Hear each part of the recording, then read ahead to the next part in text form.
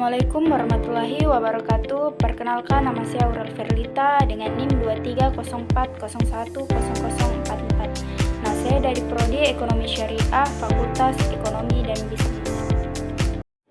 Nah, baiklah, di sini saya akan menjelaskan tentang pengertian analisis mengenai dampak lingkungan atau yang sering disebut dengan AMDAL. Nah, AMDAL merupakan reaksi terhadap kerusakan lingkungan akibat aktivitas manusia yang semakin meningkat. Nah, reaksi ini mencapai keadaan ekstrim sampai menimbulkan sikap yang menentang pembangunan dan penggunaan teknologi tinggi. Nah, dengan ini timbullah citra bahwa gerakan lingkungan adalah anti pembangunan dan anti teknologi tinggi, serta menempatkan aktivitas lingkungan sebagai lawan pelaksanaan dan perencanaan pembangunan.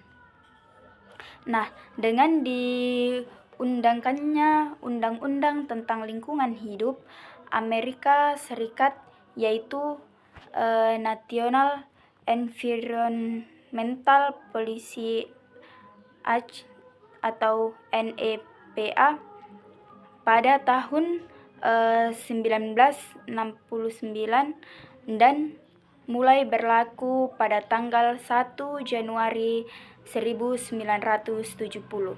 Dalam NEPA pasal 102 menyatakan semua usulan legislasi dan aktivitas pemerintah federal yang besar akan diperkirakan akan mempunyai dampak penting terhadap lingkungan, diharuskan disertai laporan Environmental Impact Assessment atau analisis dampak lingkungan tentang usulan tersebut. Nah, selanjutnya ada jenis-jenis AMDAL. Nah, yang pertama yaitu AMDAL tunggal. Nah, AMDAL tunggal yaitu kajian terhadap satu kegiatan, misalnya pembangunan Mall Jatinangor Town Square atau JATOS. Nah, pembangunan kampus IPDN, pembangunan pelabuhan ikan Tegal, pembangunan waduk, dan lain sebagainya. Nah, yang kedua itu ada AMDAL terpadu atau multisektor.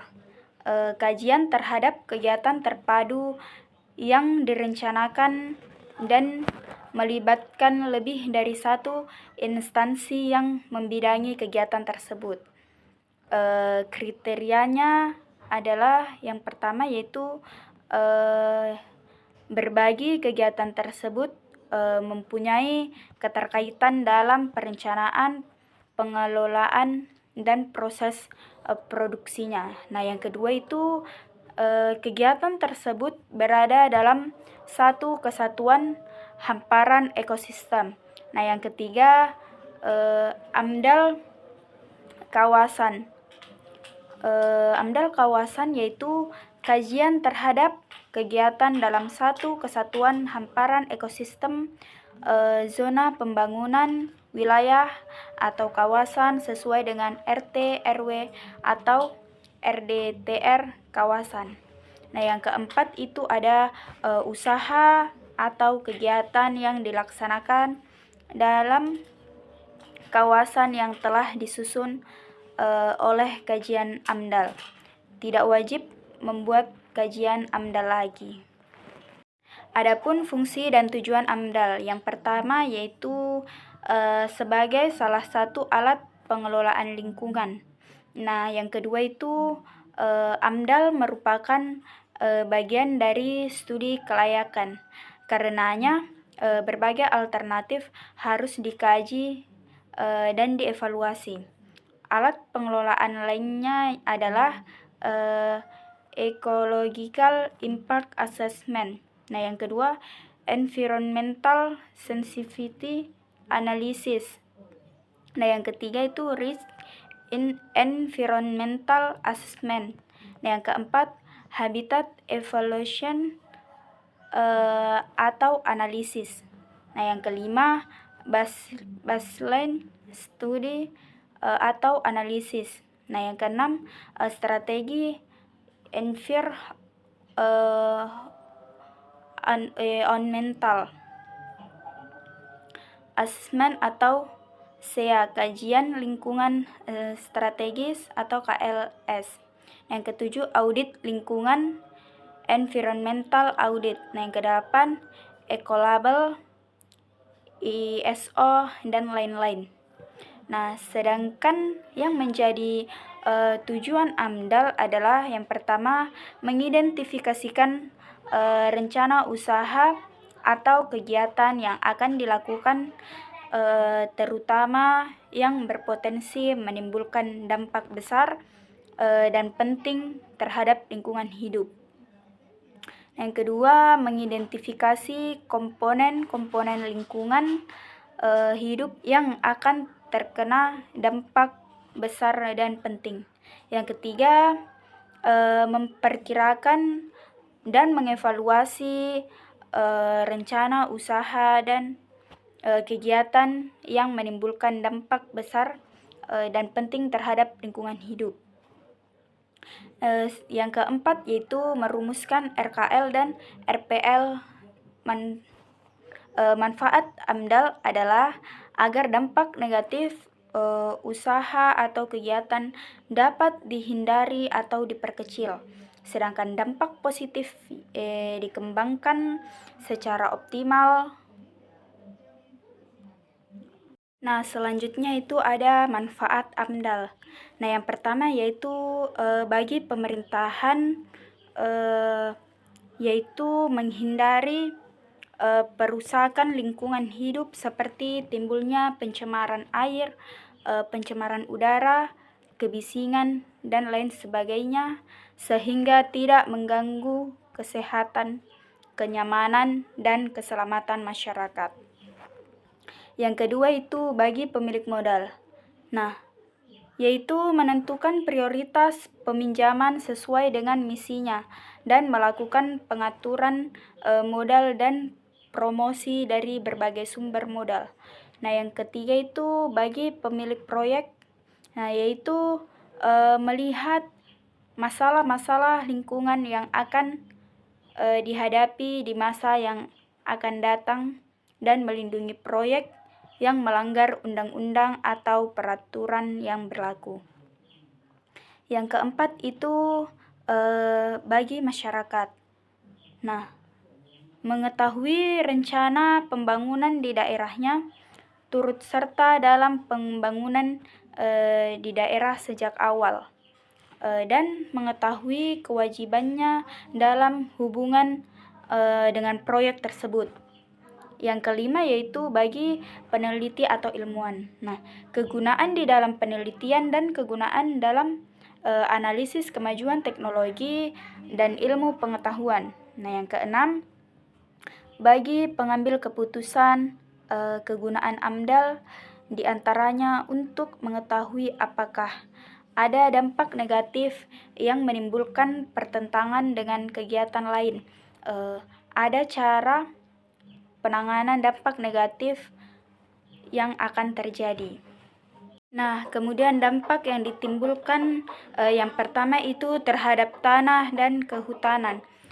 Menjadi tidak subur, terjadi erosi atau banjir, dan punahnya keberagaman hayati. Nah, yang kedua terhadap air. Nah, dapat mengubah warna, berubah rasa, berbau busuk, mengering, dan banyaknya binatang yang mati akibat air yang bau dan berubah rasa. Nah, yang ketiga terhadap udara. Udara menjadi berdebu, dapat menimbulkan radiasi, menimbulkan suara yang bising, menimbulkan aroma yang tidak sedap, dan suhu udara yang panas. Nah, yang keempat terhadap manusia. Akan menimbulkan berbagai penyakit, berubahnya budaya dan perilaku masyarakat, dan rusaknya adat istiadat. Adapun alternatif penyelesaian yaitu yang pertama terhadap tanah, melakukan reliabilitas terhadap lahan kritis dan melakukan pengurukan dan penimbunan. Nah, yang kedua, terhadap air, memasang filter atau saringan air, membuat saluran pembuangan dan memberikan semacam obat untuk menetralisir air. Yang ketiga, terhadap udara, memasang filter atau saringan udara dan memasang alat kedap suara. Nah, yang keempat, terhadap karyawan, menggunakan peralatan yang aman, diberikan asuransi jiwa, dan menyediakan tempat kesehatan. Nah, yang kelima, terhadap manusia, memindahkan masyarakat ke lokasi yang aman. Selanjutnya ada rona lingkungan hidup. Yang pertama itu ada fisik, kimia, adapun komponennya yaitu iklim, kualitas udara, kebisingan, fisiografi, hidrologi, hidroseanografi, ruangan lahan dan tanah. Yang kedua, biologi. Adapun komponennya yaitu flora seperti tumbuhan, fauna, hewan. Yang ketiga, sosial. Adapun komponennya demografi, ekonomi, budaya, kesehatan masyarakat. Ada perakiraan dampak besar dan penting. Yang pertama yaitu perakiraan secara dampak usaha atau kegiatan pada saat prakonstruksi, konstruksi, operasi, dan pasca operasi terhadap lingkungan hidup. Nah, yang kedua, penentuan arti penting perubahan lingkungan hidup yang diperkirakan bagi masyarakat di wilayah studi perencanaan usaha atau kegiatan dan pemerintahan dengan mengacu pada pedoman penentuan dampak besar dan penting.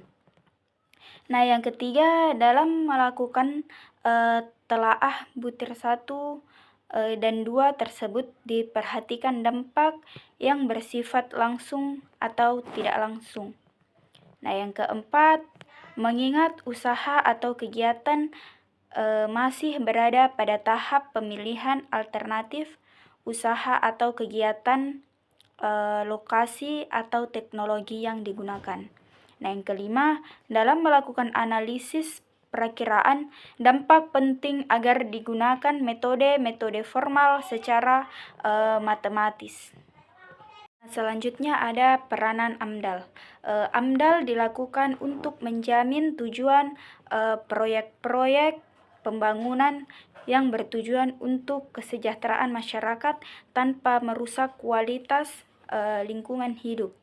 AMDAL bukanlah suatu proses yang berdiri sendiri, tetapi merupakan bagian dari proses AMDAL yang lebih besar dan lebih penting, sehingga AMDAL merupakan bagian dari beberapa hak berikut: pengelolaan lingkungan, pemantauan proyek, pengelolaan proyek, pengambilan keputusan, dan dokumen yang penting. AMDAL bukan suatu proses yang berdiri sendiri, melainkan bagian dari proses AMDAL yang lebih besar dan penting, menyeluruh dan utuh dari perusahaan dan lingkungannya, sehingga AMDAL dapat digunakan untuk mengelola dan memantau proyek dan lingkungannya dengan menggunakan dokumen yang benar. Selanjutnya ada sistematika penyusunan dokumen AMDAL.